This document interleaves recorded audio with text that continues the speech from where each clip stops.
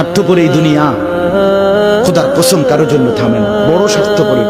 হ্যাঁ, যেদিন বাপের জানাজা পড়ে, যেদিন বাপের লাশ কবরে দাফন করে, সেদিনও বংশধর সন্তান ছেলে মেয়ে ঘন্টাখানিক 2-4 ঘন্টা কাইন্দা কাটটা হইলো, রাতের বেলা ঠিকই ভাত খায়।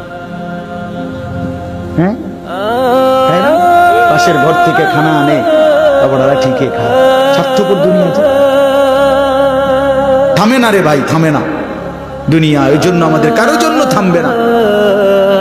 তুমি আমি মরে গেলে শেষ।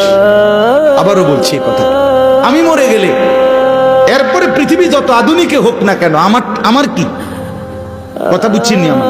আমি মরার পরে যদি সবার ঘর স্বর্ণের বাড়ি হয়ে যায় তো আমার লাভ হইল কি? আমার মৃত্যুর পরে যদি সব মানুষ আধুনিক হইয়া চাঁদের দেশেও জায়গা, আমার ফায়দা কি? আমি তো না,